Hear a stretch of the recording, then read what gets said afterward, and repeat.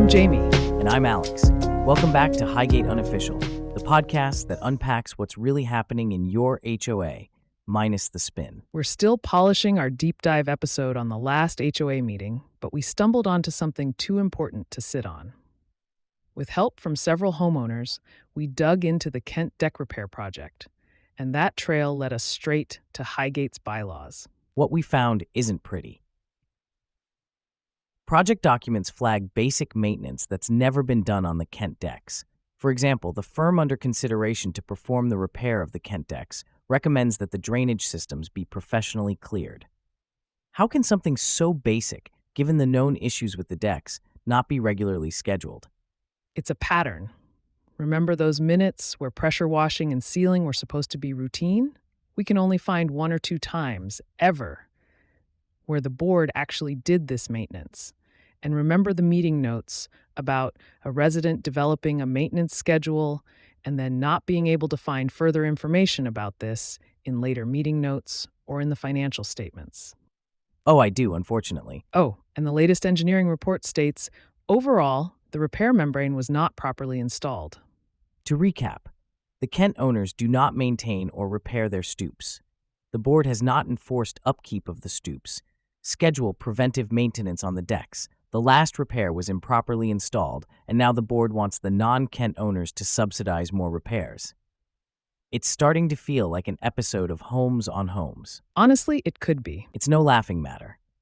The meeting notes show that an owner asked about a warranty for the earlier work. The board's response? Too old to pursue. Conveniently leaving out the fact that the work was shoddy from the start. So why hasn't the board mentioned this fact? Maybe because with proper oversight, this never would have happened. So who was responsible for overseeing the project?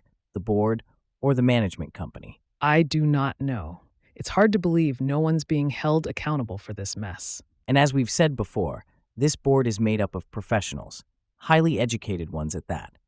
People like this don't leave out details by accident. Exactly. Omitting facts this important isn't just sloppy, it's the opposite of transparency. Jamie and I wanted to see the Kents for ourselves. Luckily, we know someone who is familiar with Highgate that offered to show us around. What did we see? A hole in a gable end, dormers with mismatched materials or paint, and deck repairs that look haphazard at best and deferred maintenance at every glance. All the more evident is that the board is not enforcing any standards upon the Kent owners, nor are they holding themselves accountable. And it's not just the Kents. Our guides pointed out rusting railings, crumbling front stoops, and rotting address blocks. Our guide bemusedly commented on the patchwork of DIY fixes, shoddy work, and deferred maintenance across Highgate. Here's why that matters. The bylaws say, word for word, the cost of maintaining, replacing, repairing, and landscaping all exterior areas except enclosed rear yards, including, without limitation, all front yard areas from the exterior wall to the sidewalk. Translation: the HOA is on the hook for the fronts of every home, not just the Kents. What about Resolution 2401? If you haven't read it, 2401 tries to shift front yard maintenance from the exterior wall to the sidewalk, off the HOA and onto you, the owner.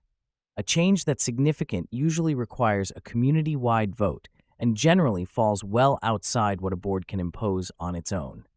And every board member voted yes, including the one Kent owner on the board. Makes sense from his standpoint. Why divert money away from the Kent gravy train? Just to be clear, the board has already spent, or is about to approve spending, nearly half of all dues ever collected on repairs for the Kent units. And they are refusing to fulfill their responsibility to maintain all front yard areas, from the exterior walls to the sidewalks. That's huge. If that doesn't get non-Kent owners talking or asking questions, I'm not sure what will. The HOA's been around for a quarter century, so why, suddenly and out of nowhere, are they trying to shift their responsibilities onto the owners? Best guess? Someone on the board finally put two and two together, that the HOA is required to maintain the front of every home, and then realized the reserves have been underfunded for decades. How'd that happen? One of two ways. Either no one ever budgeted for the HOA's full responsibilities, so the reserves quietly fell behind, or the money was spent on the Kents. And now instead of fixing the mistake, the board's pushing through a resolution that shifts the cost to you. You're right. A quarter century after the HOA was founded, and suddenly, out of nowhere, the board pushes through this resolution. That kind of timing doesn't feel random. Given everything we've seen so far, it looks more like a coordinated move than a coincidence. And get this, while the board tries to avoid maintaining front areas for everyone, their own Kent repair plan requires non Kent owners to subsidize repairing the Kent stoops and the small walls between units. That puts the board in a corner. 1.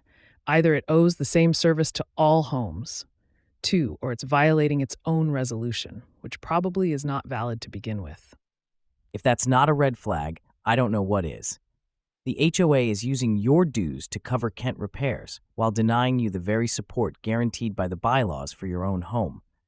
That's not just unfair, it's problematic on multiple levels. Non Kent owners are paying more and getting less, while the Kent owners ride the HOA gravy train unchecked. The board knows it. Now you do too. The question is, what are you going to do about it? Does this look like transparency, equitable treatment for all owners? Or does it look like a board effectively abdicating its fiduciary duty, shifting HOA obligations onto non-Kent owners, using the majority of dues, and threatening new assessments to subsidize Kent repairs, all the while failing to uphold the HOA's clearly enumerated responsibilities to maintain your property? If that concerns you, don't keep it to yourself. Share this podcast with your neighbors. Show up to HOA meetings, ask questions, hold the board accountable. This is your community, your money, your voice matters. So stay informed, stay engaged, be seen, and be heard. And don't forget to follow us or subscribe so you'll know the moment our next episode drops.